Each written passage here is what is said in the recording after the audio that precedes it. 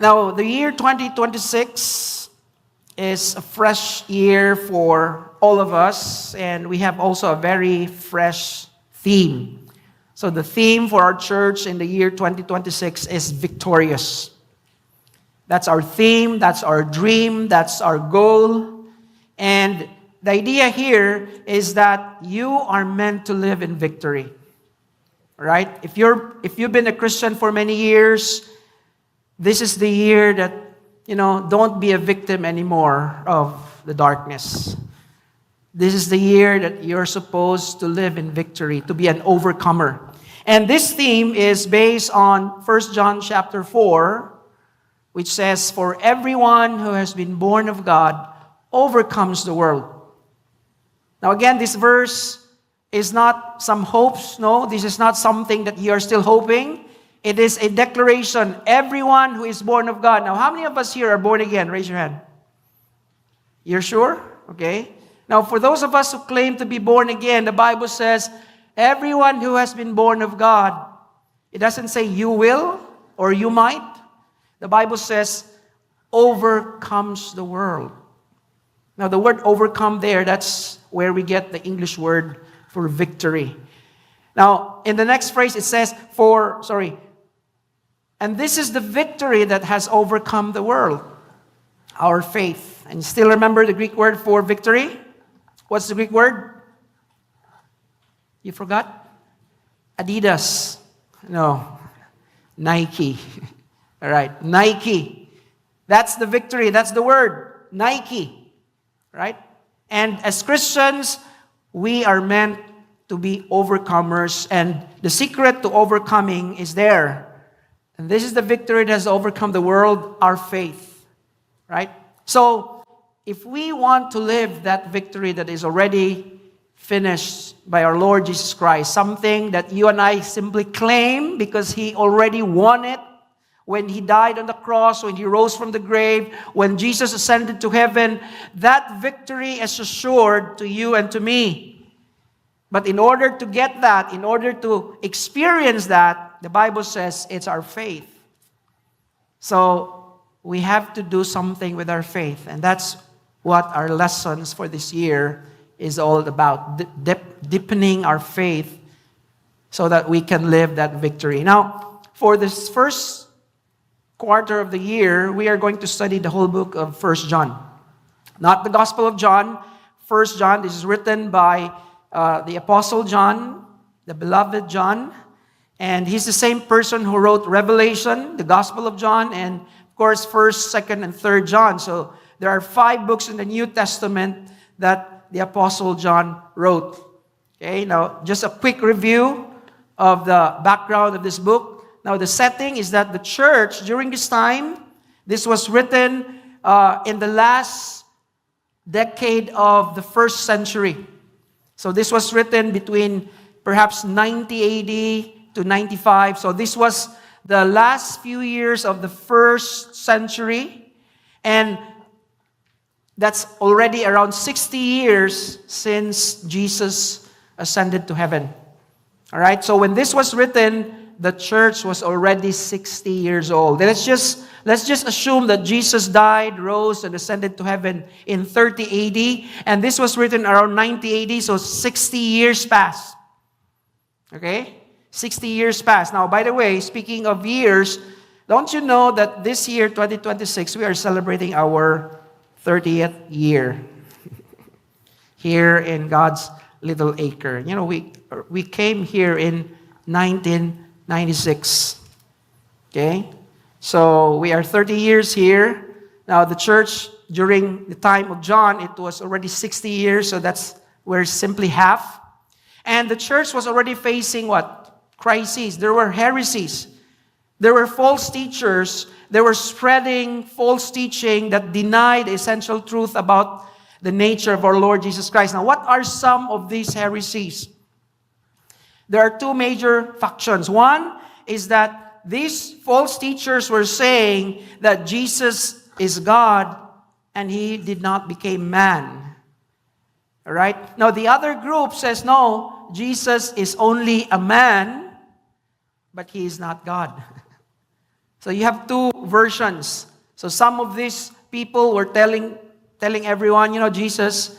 Now, what's the basis? What is the basis? Why they have this wrong teaching of Christ?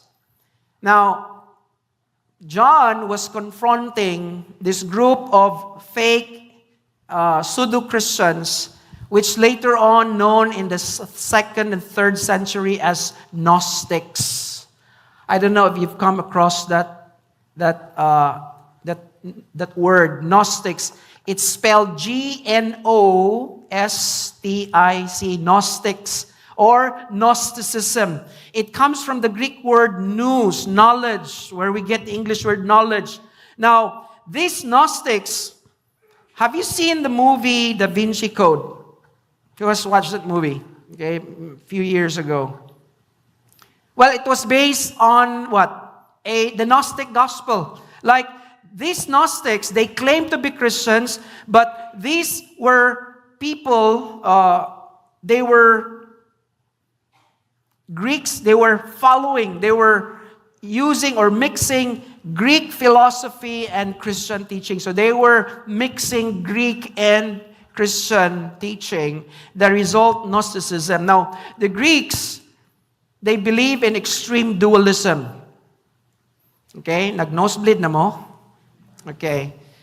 Dualism is this. The Greeks believe that when it's about spiritual life, that's good. When it's about material life, it's evil. So they have this very extreme view of dualism. Spiritual life, good. Material life, evil. So in their religion, the more you deny yourself of physical, the more you become holy. So what are examples of this on this side, the extremely spiritual side? This is where we get the idea of, fasting, not marrying, remaining a virgin forever. You deny your body of anything flesh. So, kumukaon ka, gamay ra, kay kung daghan ka kanon, evil na. So that's why this paved the way for monastic lifestyle. They just stay on the mountains. They don't go because being with the world is evil. Eating so much is evil. That's gluttony. If you marry, of course, you produce more kids. That's evil. So that's the side. Now, the other extreme, like they focus on the material, their belief is this, that their spiritual life don't affect their physical life because these are dual. So in other words, the extreme is this, they engage in all sorts of fleshly, material pleasures, sex, eating, parties, because their belief is that spiritual is separate from my body. So I can just do anything. So that's why during the time, there are people who are very pious, and there are people who are very worldly, immoral. Now, can you imagine if these people infiltrated the church and brought their philosophies? That's what happened here. They applied it to Christ. So one is this, if Jesus is God and God is a spirit, then he can never be man. So they deny the humanity of Christ. On the other side, if God is a spirit and man is sin, therefore, if Jesus was here, then he's only human and he's not God. So that's the confusion. So because of this confusion, what happened? It created disfellowship. It created fights, conflicts. And that's why the Apostle Paul, he was the only remaining apostle at the time. So he's the one fighting this battle. That's why he wrote this. Okay? So that he can help the Christians understand what is true Christianity, not what the Gnostics were teaching. So the purpose of this epistle is twofold. Pastoral, to encourage the Christians to live in victory, and theological, of course, to confront these doctrinal errors, right? To confront this doctrinal error. So the core truth of this epistle is this: a victorious life is marked by faith, real faith, not the faith that the Gnostics believe. Because the Gnostics believe that it's dual. If you're a Christian, you should not sin anymore. If you're a Christian, you should be perfect. On the other side, you have people, they say, well, if you're a Christian, since you are saved, unlimited sin, unlimited sex, unlimited eating, it doesn't affect your soul. So you have two wrong teachings. That's why John is here to tell them, you know what? Real faith produces obedience, love for God and for man, and real assurance of eternal life. Okay? So that's the essence of this whole letter. Now, just to quickly review what we've learned last week. The foundation of victory. Okay? So let's just quickly review what we have learned last week. We've learned last week from verse 1 to 4 that victory is rooted where? In Christ's incarnation. Remember in verse 1, that which in the beginning we have heard, we have seen, we have touched, Him we declare as the word of life concerning Him. So our victory as Christians is rooted where? In the nature of who Jesus Christ is. So John is telling us that if this Jesus is God, is only a spirit, how come we've heard Him? How come we've touched Him? How come we've ate with Him? In fact, I saw Him died on the cross. He was crucified. John was there at the foot of the cross. So John is saying, if you want to live a victorious Christian life, you have to deny that false teaching that Jesus never came into the flesh. All right? Second, victory is received through the apostolic witness. John was saying that this victory we are declaring to you because we ourselves witnessed this victory. You know, he rose from the grave. We saw Him. We saw those nail-pierced hands. He walked with us. See? We are witnesses. And then third, victory is reflected in fellowship with God. Now that's where I want to connect to our message today because that's the theme for chapter 1, fellowship. Okay, so let's quickly review what did we learn about fellowship. The word fellowship comes from the Greek word koinonia. Okay, I'm sure you've heard of that word, koinonia. And it simply means what? What is shared in common. Having communion. So fellowship is more than just having, we eat something and then we talk. It's more than that. Fellowship is not just physical talking, eating. No. Fellowship is something spiritual. We share something in our spiritual life. That's why we are friends. And what is this koinonia? What is this fellowship that we have? That through our faith in Jesus Christ, we are saved. Amen? We have this common faith in Christ. So, what makes us common? Why do we call ourselves brothers and sisters? Nga bisag di ta parehagnaw. Alright? Why do we call ourselves brothers and sisters? Because we were all saved by the same faith, by the same Christ. And Jesus is our basis of our koinonia, our sharing.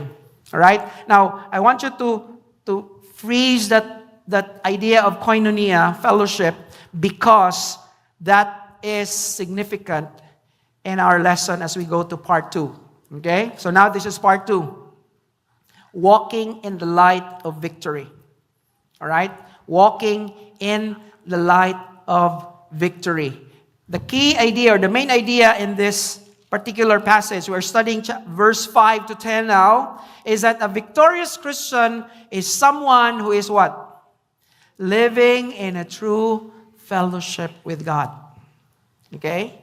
Victorious Christian life is a person who is walking in fellowship. Okay, how do you describe walking in fellowship with God? How do you paint that, that person? That person is not perfect, but that person daily walks with Jesus. He reads the Bible, he prays, he's conscious. The person, when he knows that he has committed sin, he immediately comes to repentance. So, a victorious Christian is someone who is really in good fellowship, in good relationship with God. Okay? Now, here is the thing. Can that fellowship be broken? Yes. All right? Because this relationship with God is similar to any relationship that you have with someone. Okay, how many of us here are in a relationship? Raise your hand. How many are in a relationship? Uy, nag-deny. No relationship? Kaluoy pod. Are you in a relationship? Okay? Now, how do you deepen? How do you make that relationship, grow and work? Of course, you talk, you communicate, di ba? You communicate and you listen, you humble yourself. I mean, there's so many things you do, but the same thing. How we grow our relationship with our spouse, with our friend, with a boyfriend, with a girlfriend, it's the same thing with God because He's a person. All right?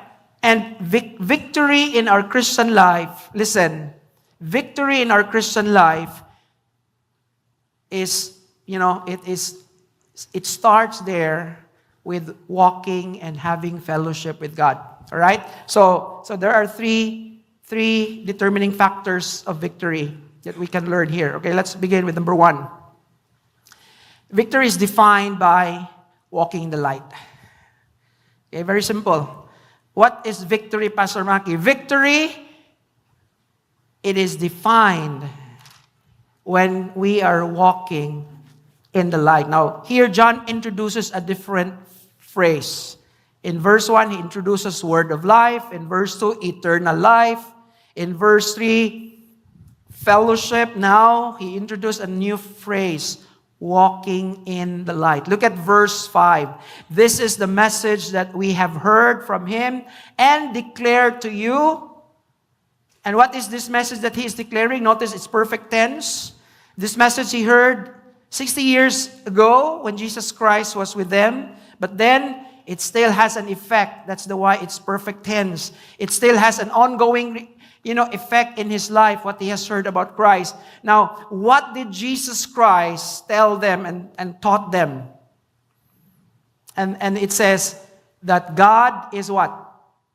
Is light, and in Him there is no darkness at all. All right? That's what defines our victory. Our victory is defined in what? In the nature of who God is. All right? Now, in this epistle of John, he gives us descriptions of God. Like, for example, in chapter 4, you're familiar with the song, Beloved, let us love one another. Okay, that's 1 John chapter 4, verse 7 and 8. God is love. Here, in 1 John 1:5, he says, God is light. God is light, and in Him there's no darkness at all. In other words, this describes who God is. There is no stain, no iota of evil or darkness in God because everything about God is light. But let's try to define what does it mean to say God is light. It speaks of what? Of God's what? Holiness, purity, truth, and moral perfection. Okay? Now, when we want to live in victory, we have to attain, we have to walk, we have to have fellowship with this kind of life. His holiness, His purity, His truth, His moral perfection. That's what John and the other apostles was declaring. Our God is light, and in Him there is no darkness at all. Now, verse 6. Then he says, if we say, now mark this down, this is the first of 3 false teachings and false claims that John mentions in our passage. First, this is the first, there are 3.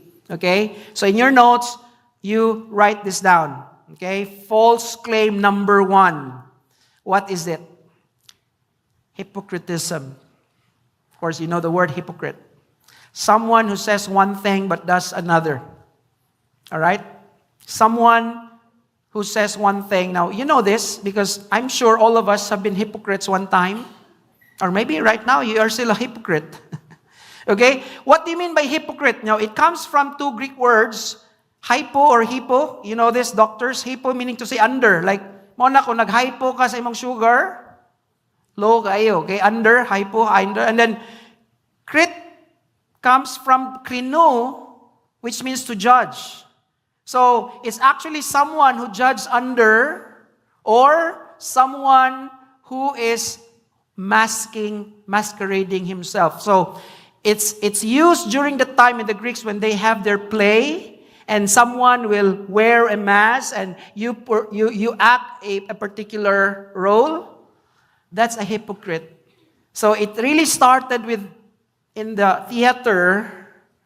Why? Because example, sa unang panahon, there was a time that during theaters, only men can do the acting, no women. That's why some men, they have to dress like women to play their women role. Okay? These characters were known as hypocrites, but somehow people tried to use the term when you try to put a facade.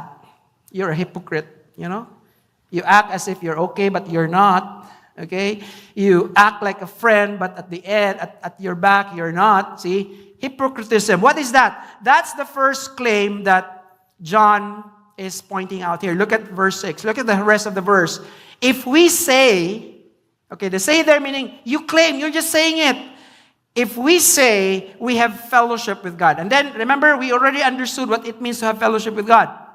Fellowship with God means you claim to be Christian. You claim to be saved. You claim to be close with God. So John is saying, if we say we have fellowship with God, but notice the next phrase, and walk in darkness. Take note, he did not say but.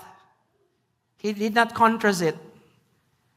John is saying, some of us here say that we are Christians. You know, we are born again, but then walk in darkness.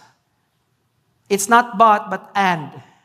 So, you're a person who claims fellowship with God, at the same time, you walk in darkness. Okay, you understand what walk in darkness means. Okay, so the word walk there is peripateo. A compound word, pere, comprehensively around. That's where we get the word perimeter fence. Okay? Surrounding, perimeter. Intensifies pateo, which is walk. So figuratively speaking, it talks about what?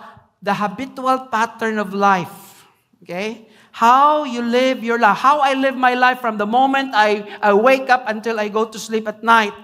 That's your walk.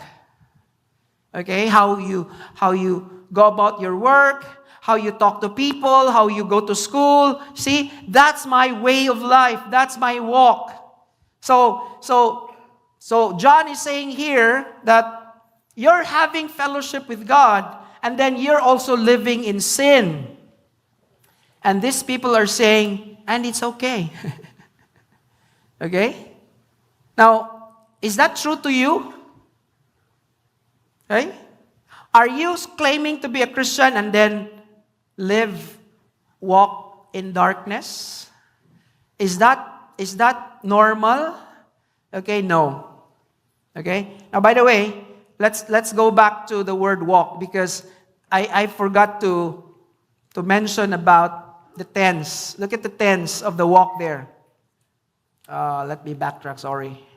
This is not working. Okay, look at the walk. What's the tense? Present tense. Okay?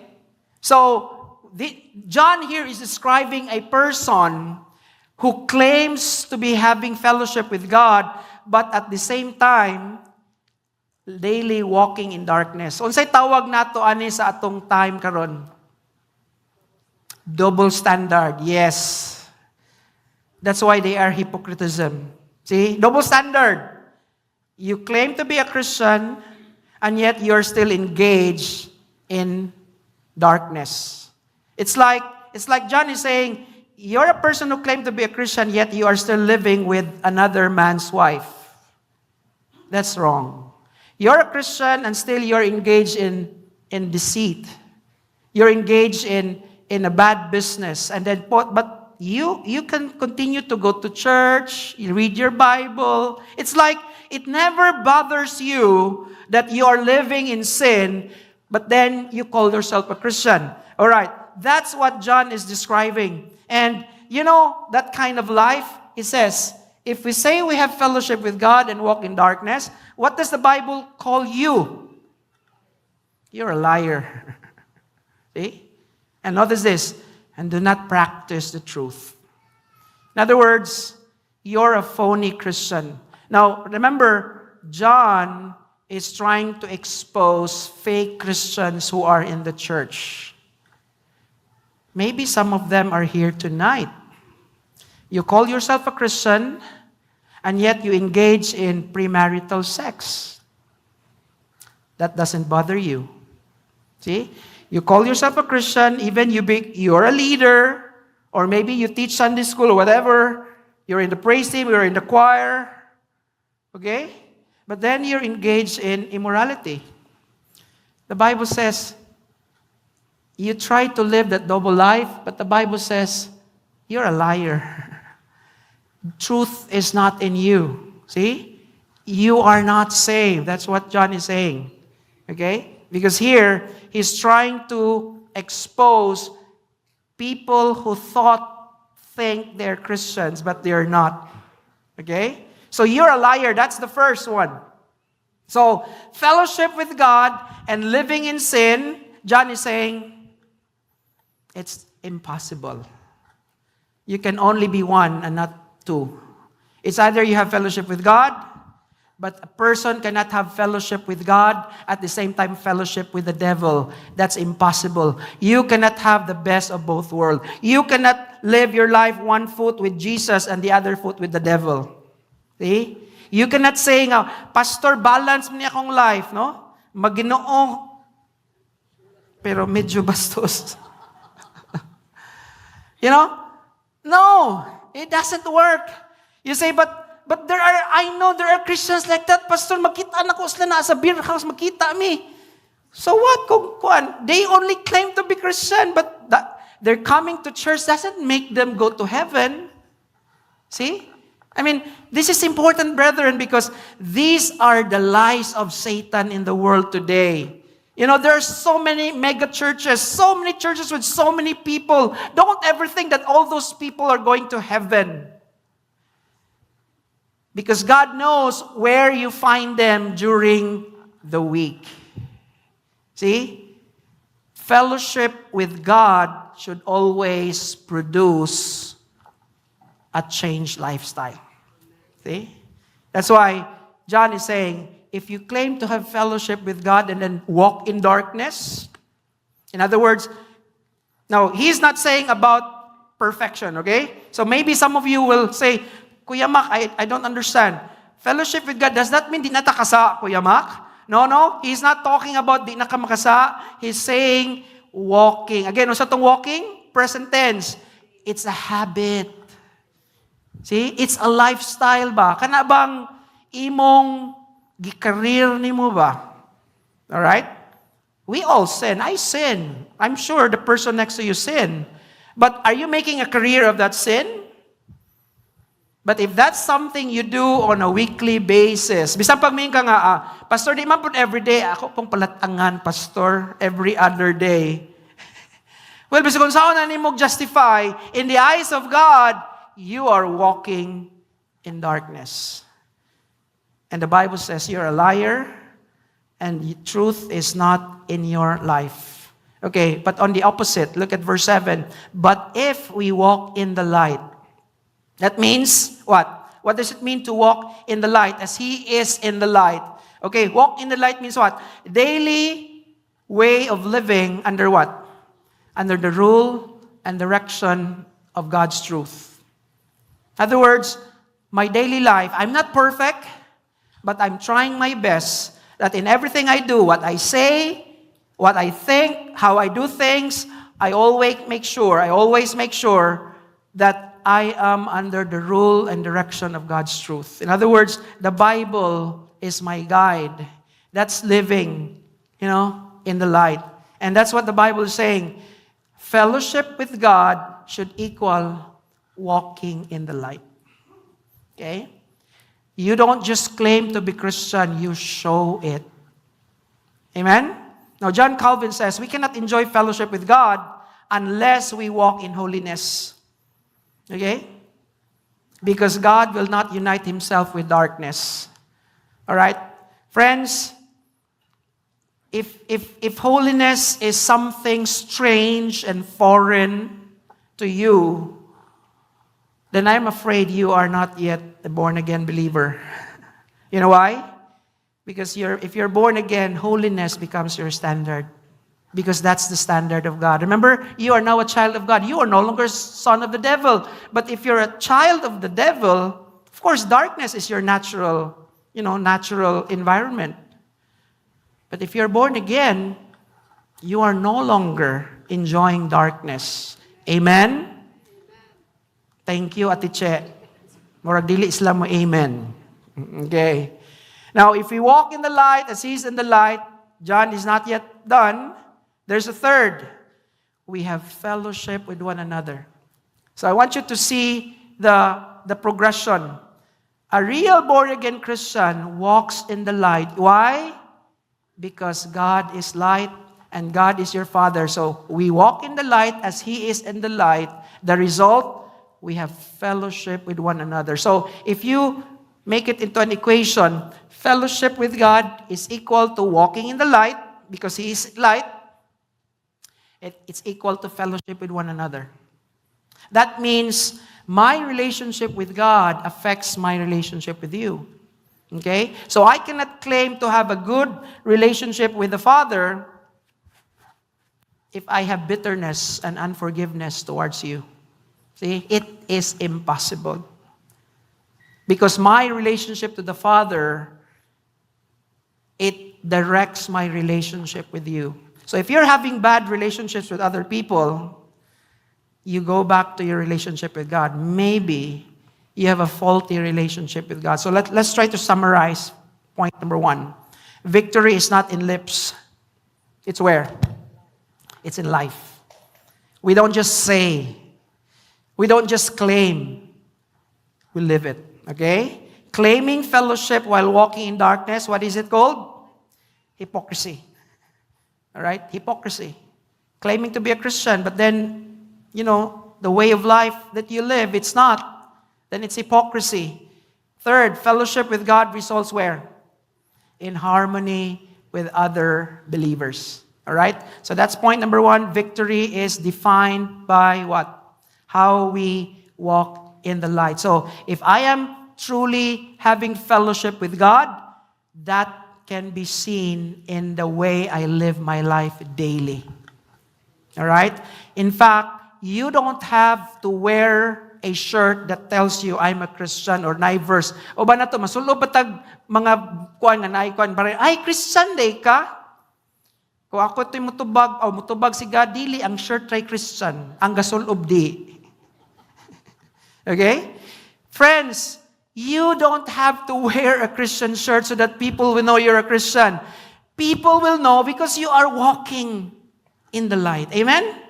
It is shown in our speech. It is shown in our attitude on how we deal with people, how we react to situations, how we, respond to conflicts.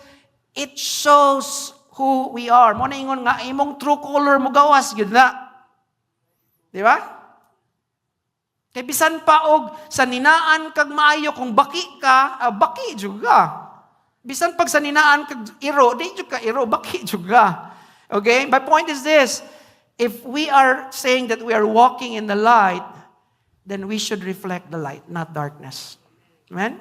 That's the Christian life. Okay, number 2. Question now is, what destroys? Okay, now you're walking in the light, praise God.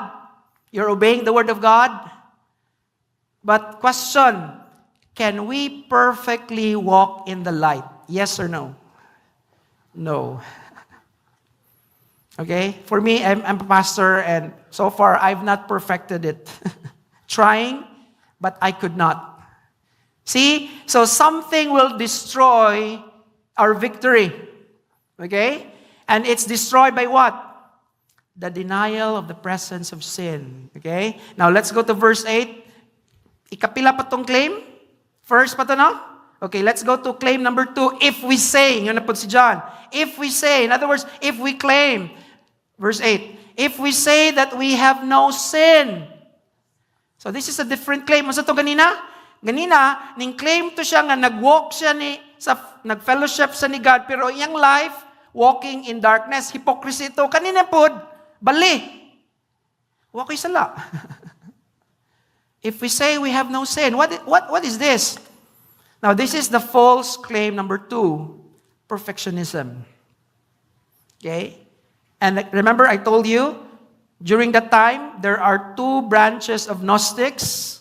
Some are super duper worldly, immoral. Others, they abandon their family, they abandon everything. They live a life of poverty. They just pray, mora nilang gibuhat dito. Kay mahadloks lang, makasala. Alright? And so, they think that they attain fellowship with God by being perfect. So when you're saved, this is what they believe. When you're saved, fellowship with God, you don't sin anymore. Now, obviously, is this a right teaching? Okay, anybody here has accomplished this one? Okay, kung nakasuabot mo ani, I want to be part of your Bible study group because I want to be perfect as well. But no, this is wrong teaching. Perfectionism is not attainable.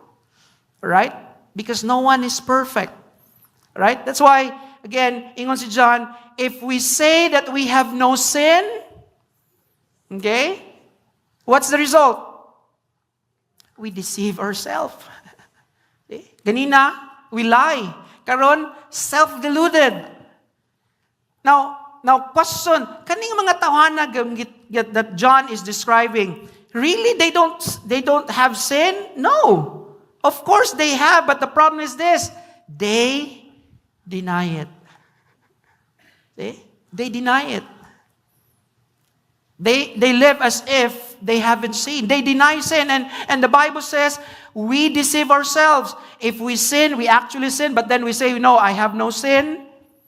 Then you're deceiving yourself. And worse, the truth is not in us. Now, you have to understand, when John talks about the word, the truth, the light, he is not talking about some fictitious things. No, he's talking about the person. And truth here is who? Jesus.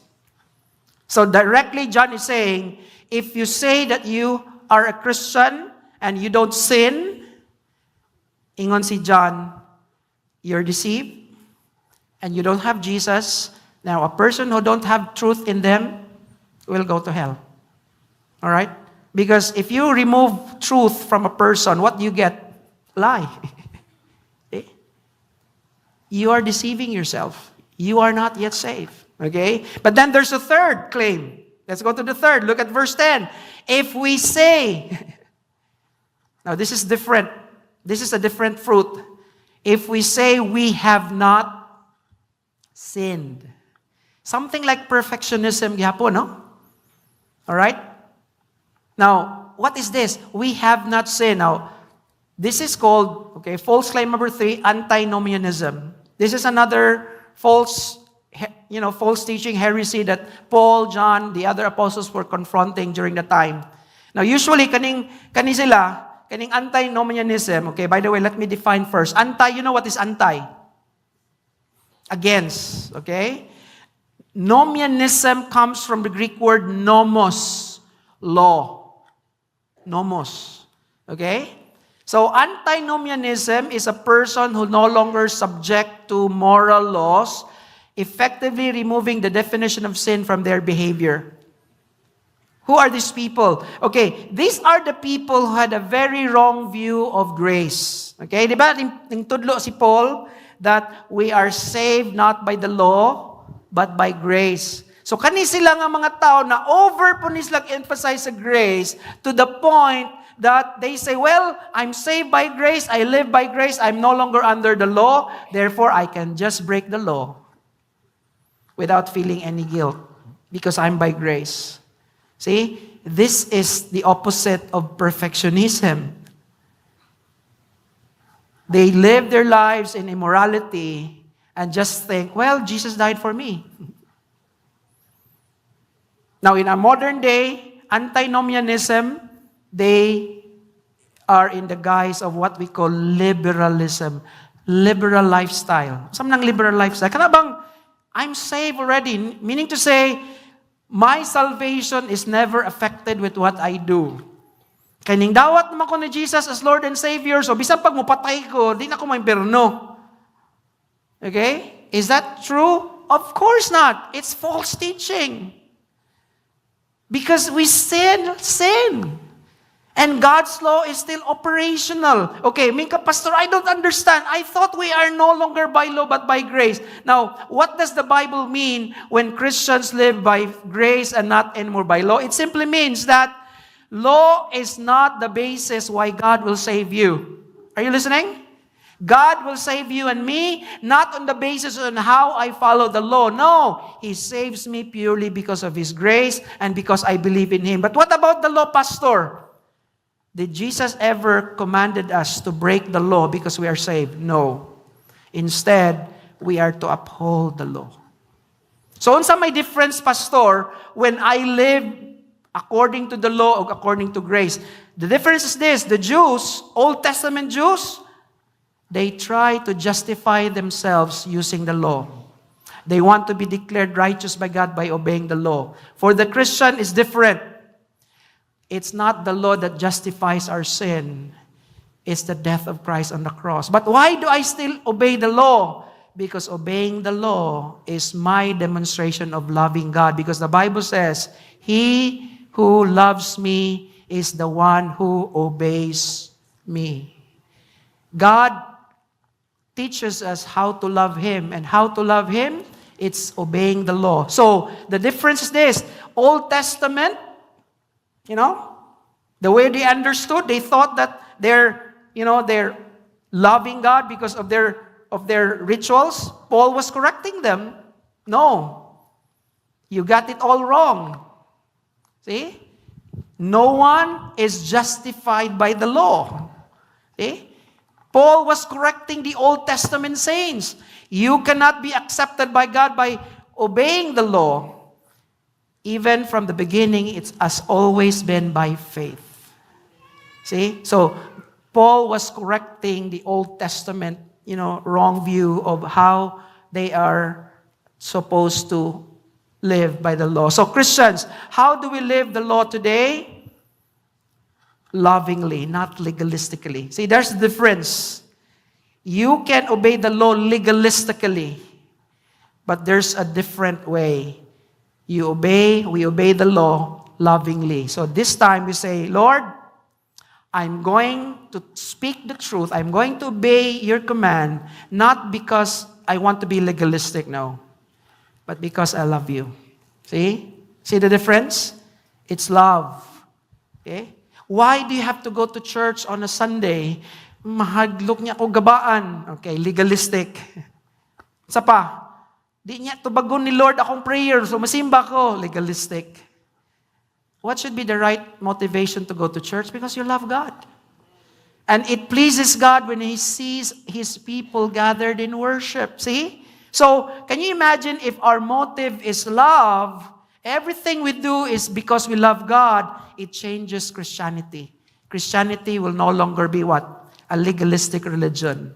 But it's a religion of love. Amen? Because you love the Lord. Okay? Let's apply that to marriage because I see some married people here. Okay? Example, the command to wife, submit to your husband. Husbands, love your wives. Is that easy? Okay, I'm sure some of you will say, easy, Pastor, if you marry the right person. Okay, true. Okay? It's hard to submit when the person that you want to submit to, you think he is not worthy of my submission, Pastor. Okay? Now listen. Unsa may difference when you are having fellowship with God? You don't obey that command legalistically. You obey that command because you love the Lord. It's like, kung di pa lang yun ako love ang Ginoo ay, bahala ka.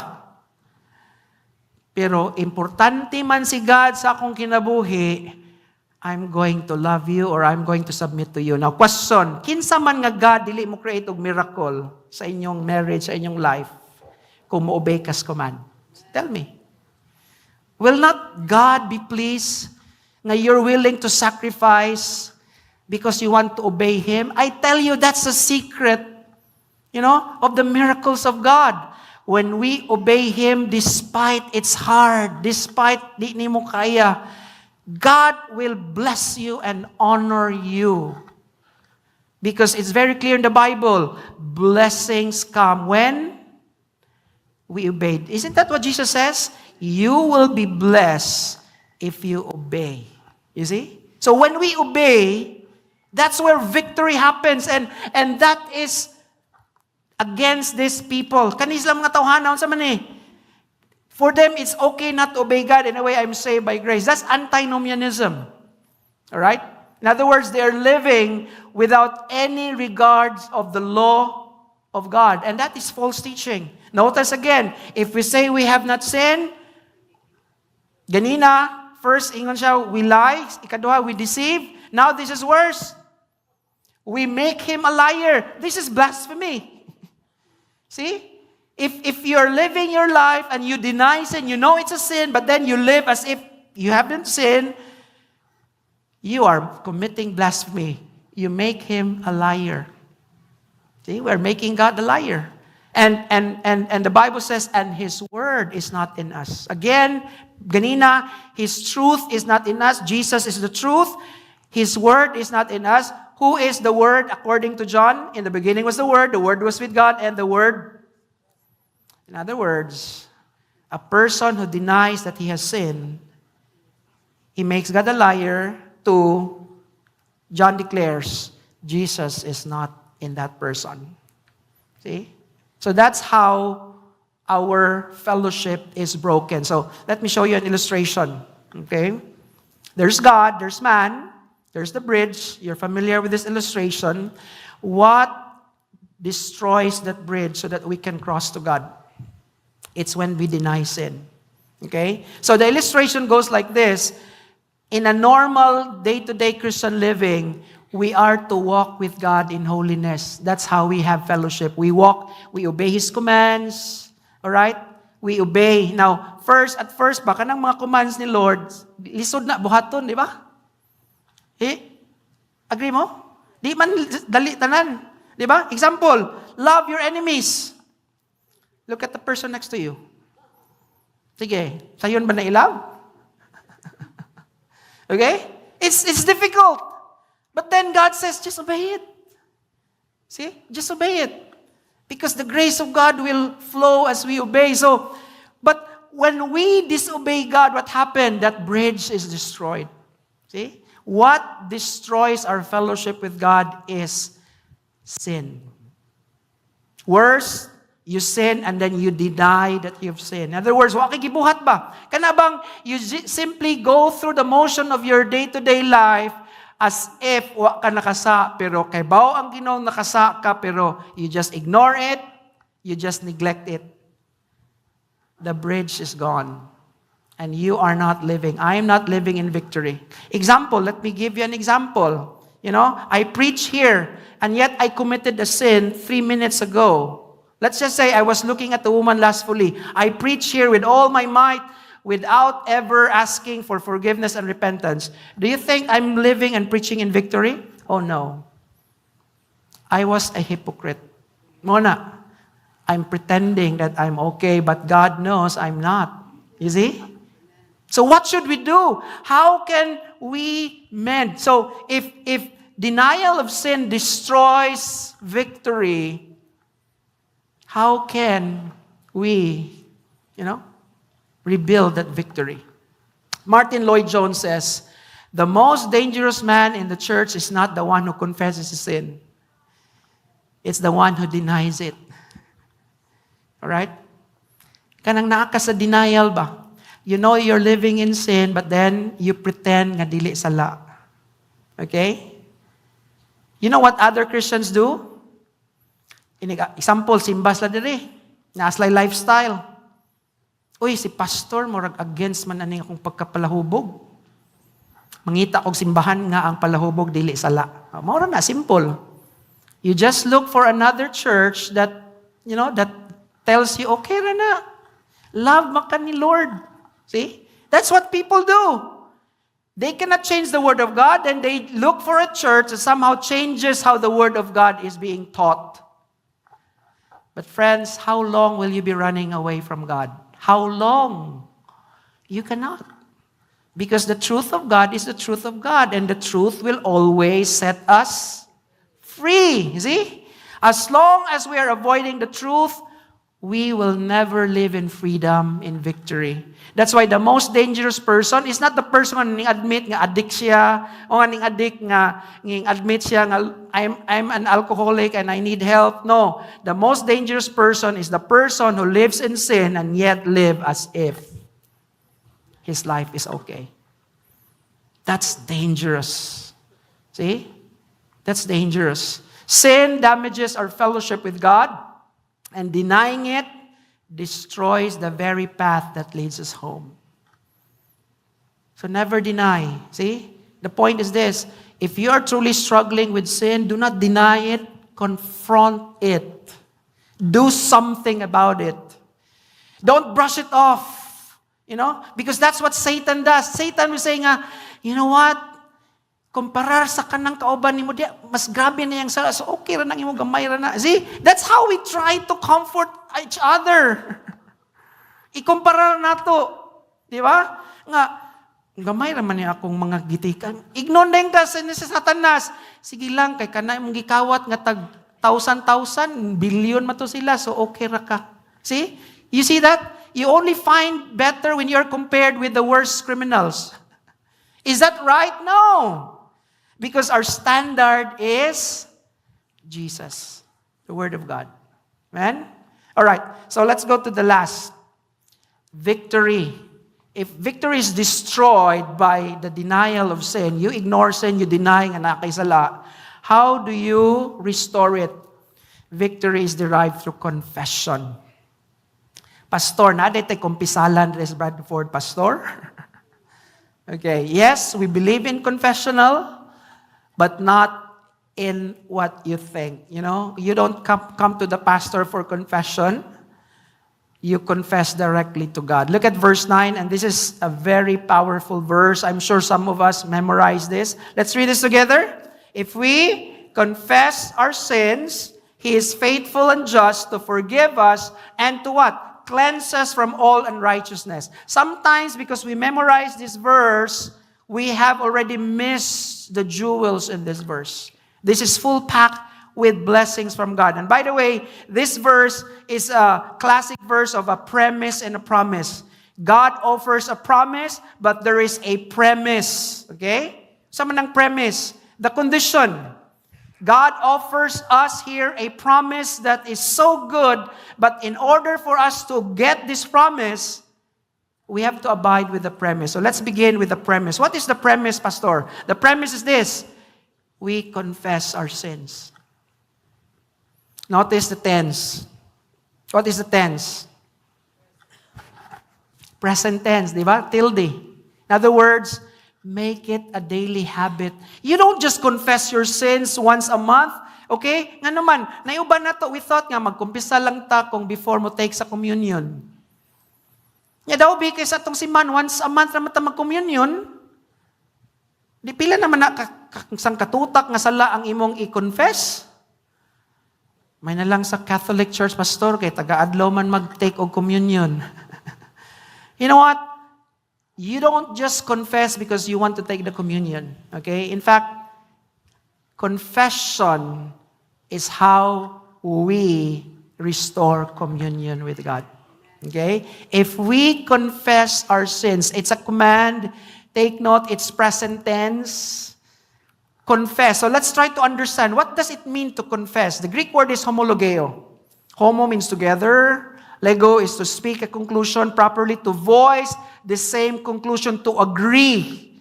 Okay? So, literally, it means to admit, to agree. So, when we confess our sins, it simply means that you accept and agree that, Lord, example, lying. Lord, I confess I lied this morning. What are you doing spiritually? You're agreeing to God that lying is a sin. Lying offends God. And a person who lies goes to hell. You agree to that. That's what it means to confess. Okay? Dili na kay nisulti ra ka on the first place. Bisag di pa ka musulti, kibaw ng Ginoo oy. All right? So confession is not just telling God your sin. He already knows. Confession is you agreeing. Mo na nga, homologeo. You agree nga ang imong gibuhat offensive to niya. Alright? That's confession. You are admitting that, Lord, lying is a sin. Okay? And lying is not pleasing to you. Alright? That's confession. Now, probably some of you are asking, Kuya Mac, what's the difference between confession and repentance? Although John is not talking about repentance, but, para ta masabtan, unsa may difference sa confession o repentance? Okay, do you know? Or are they the same? Of course, there are two different words. This is homologeo, confess. Repentance is metanoeo. Meta means change, noeo means mind. It's the changing of your mind. So, unsay difference, Pastor? Okay, confession and repentance, they go together. They are two sides of the same coin. Confession is, okay, example, unsay sala. Let's just say bitterness. Okay, nakay grudge. Okay? So, mauna imo, nakay kasuko. You have this grudge towards another person. Okay? Unya, supposedly, instead of, letting go of that grudge, imong gipakaon, imong unsay terwa na. You take care of that grudge, gipadako gyud nimo maayo nga dako na kay sa tanan nga nitambok na kay ang grudge nga it affects all your life. It makes you miserable. Okay? Now, let's apply the confession and repentance. Confession means, Lord, I admit na adyo ko'y grudge towards another person. When you confess, you are telling God, I agree, Lord, that this sin does not please you. And it breaks my heart whenever I do this, because I know every time I have this bitterness towards this person, I sin against you before I even sin to that person. Okay? Mo na confession. Acknowledging, you make a conclusion nga, what I did is offensive to you, you're displeased with this, and as long as I hold on to this bitterness, you are displeased with my life. And God cannot bless when He is displeased. See? Dili siya makabless. See? So, when you continue in that sin, you are stopping God from blessing your life. See? So what should I do? I already confessed. Some people, they just confess. They don't repent. Repentance is turning away from that sin. Repentance means, Lord, nako'y bitterness, ako na lang i-confess ni mo, Lord. Repentance is going to that person and saying, you know what? I have sinned against you. Please forgive me. That's repentance. See? Both must happen so that the promise, and let's go now to the promise will happen. What is the promise? If we confess our sins, agreeing to God that lust is a sin, watching pornography is a sin, it's offensive to the Lord, committing premarital sex is a sin, living in worldliness is a sin, you confess and then you repent. And what is the promise? He is faithful and just. What do you mean by that? Faithful. Okay, let's try to understand these two characters. Faithful. Faithful means that He will do as He promised. So here, faithfulness of God is that when you repent of your sins and confess, He will do His promise. What is His promise? That He'll be merciful. That He'll be kind. So in other words, we have this assurance nga kung mangayot tagpasaylo sa Ginoo mo, kung pisal ta sa atong sala, He will do His promise. Now, just, okay, what is just? Do you know what is just? Just means where we get justice. Okay, what is justice? Justice, okay, when a criminal continues to go around living as a free man, is that justice? No. But when a criminal is behind bars, that's justice. Okay? Kung na'y nangawat o niya, na-penalize siya, that's justice. Okay? So, when the Bible says, if we confess our sins, He is faithful and just, where is justice of God come in?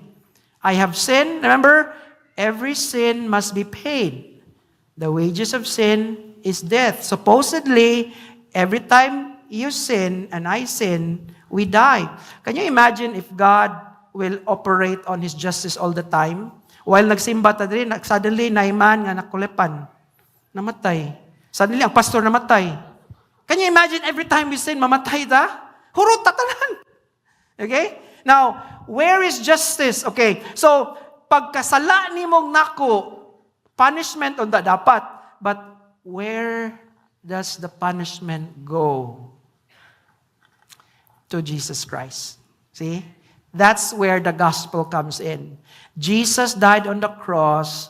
He bled. His blood pays. So every time you confess your sin, listen, every time you repent, every time you confess your sin, because you're born of God, take note, I'm talking here, this promise and this promise only apply. Listen, this only applies to born-again believers. So if you are not yet born again, what I'm talking here, this doesn't apply to you. This only applies to people who are already in fellowship with God. So when a child of God sins, the fellowship is broken. The moment you confess, He is faithful, He will do His promise, He is just. What happened is this, ang imong penalty sa imo ang sala. Kaya si God justice man, just man si God. So kung may kag-just gani, kung unsay sala, ang iyang kapalit ana nga penalty is unsa? Parihag yun. Okay, we have lawyers here. Lawyers, can you please help me out here? Unsay term ana? Okay, di man na pwede nga ning hikap gibalik na kong tanom unya akong okay, death penalty. Di man na. Dapat, ang penalty is always, what's the term? Lawyers. What's the term? Proportionate. Okay, thank you. Okay? Thank you, Attorney J. Okay, dapat proportionate ang penalty, di ba? Okay, question, sa imong pagbabaka, kinsa may na-penalize? Si Jesus. See? Sa imong pagpanikas, kinsay gipunis? Si Jesus. In other words, all the punishment that is due for you and for me, Jesus took them all on the cross. That's how important confession is, because confession is bringing back our sins to the cross. And you know what happens every time you and I confess our sins? This is what God does. He forgives our sins and cleanses us. Notice the tense. And this is so amazing. Aorist tense. You know what is aorist tense? It's not the present tense that is continuous. No. He forgives immediately. It's like a check. See? It's like a minute ago, you were so dark. The moment you confess, suddenly, the Bible says, though your sins are like scarlet red, they shall become as white as snow. Can you imagine that? That's the check. You have sinned, you feel the guilt, you ask God to forgive you. What happened? Forgiven. Okay, by the way, that word forgiven means you're released. You are paid. See? Wa na kay utang. Kanindot, ana. Amen? The moment I confess my sins to the Lord, all my guilt are washed away. Not only am I forgiven, I'm free. The Bible says, you are cleansed from all unrighteousness. Friends, the cleansing is both intensive and extensive. Intensive in that, bisag unsa pa na kagrabe nga sala, pasayloon as Ginoo. And take note, all unrighteousness. Question, nganong possible man na nga pasayloon ko sa Ginoo, Pastor? Okay, let's go back to verse 7 because of this verse. The blood of Jesus Christ, His Son, cleanses us from all sins. You see? And how will this blood of Jesus cleanse you today? I have to confess. I have to repent. See? That's how my victory is restored. Amen? By going to Jesus and asking, Lord, I have sinned. Thomas Watson says, till sin be bitter, Christ will not be sweet. See? Unsay pasabot ana, Pastor? Kung wala tay, dili ta feel sorry sa kana bang atong feeling bitaw sa salang, muraragwa, nga, namakak ko, kira. Nangilad ko, kira. Do you think you find the sweetness of Jesus' blood? No. It means nothing to you. But I want you to imagine this. if you're about to be thrown into hell, and then suddenly God says, you know what? Di na ka ihad to sa hell. Unsay relief? Ay, salamat. Mao na itong bation dapat. Every time we sin, we should not treat it as, lightly, no. Every sin is an offense to the Lord. Every sin breaks His heart. Every sin destroys the fellowship. That's why whenever we find ourselves in a sin, you immediately repent of it, confess it, and you go back to Jesus Christ. And look at the illustration again. See? God here, man there. Confession and repentance, it restores the bridge. See? Victory is restored. That's how victory is derived, through our confession. Now, John MacArthur says, confession is not a work that earns forgiveness. It is the means by which believers experience what? Restored fellowship with God. See? Restored. So, what happened? Because of the cross, we are living in victory. Amen? Through the finished work of Jesus Christ. So, let me conclude, okay, as we end. So let's just recap quickly. Victory is defined by our walking in the light. That's victory. You walk in the light, fellowship. And then, what affects victory? The denial of sin. It destroys victory. Okay? It destroys the bridge. Every time nakasala tayo niya, what ay gibuhat atong gideny, we destroy it. But how do we restore it? Victory is derived through confession of sin. All right, confession. Therefore, what should we do? Okay, let me leave you with 3 applications. 1, if our victory is derived from our walking in the light, therefore conform your life to the light. Mika, Pastor, how can I conform my life to the light? Well, remember, Psalm 119, verse 115 says, Thy word is the light to my feet and the lamp to my path. See? Let's conform our life to this book. Read this book daily and let this affect our decisions, our actions, everything. Conform. Number 2, confess. Okay? Don't wait.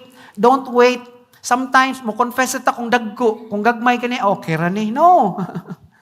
Remember, confession cleanses us from all unrighteousness. Okay? Confess. Don't wait for tomorrow. Basig patay na kaugma, karon na, pangaidag pasaylo, so that the fellowship and victory is restored. And then 3rd, continue in fellowship. See? Continue in that fellowship. Make sure that your fellowship with God is intimate. Okay? Find time with God daily. Pray, read the Bible. Go back to the basics of the Christian faith. And when you do that, it is my prayer that we live each day in victory. Amen? Let's pray. Father, thank you, Lord, for this message. Thank you, O God, that you have given us the provision. You know, Lord, that we always fall short of your glory. But thank you so much that Jesus' death on the cross, it's once and for all. And that every time we stumble and every time we fall, you have provided us the means for us, O God, to stand on our feet and live in victory. And that is through confession of our sins. Repentance from our sins. Father, I pray that you will help us, Lord, live a life of holiness. Because that's what you said. You said, Lord, if we walk in the light, just as you are light, we have fellowship with you and one another. Lord, help us to maintain that fellowship. Father, maybe I pray that people tonight, maybe there are some people here who are not yet in fellowship with you, who are not yet born again. Father, I pray for them. I pray that you would miraculously work in their souls, in their hearts, forgive them their sins, give them faith to trust in you. Lord, birth in them faith, so that they get saved. Help them, Lord. Help us, Lord, to live in daily victory in Jesus Christ. In Jesus' name we pray. Amen and amen.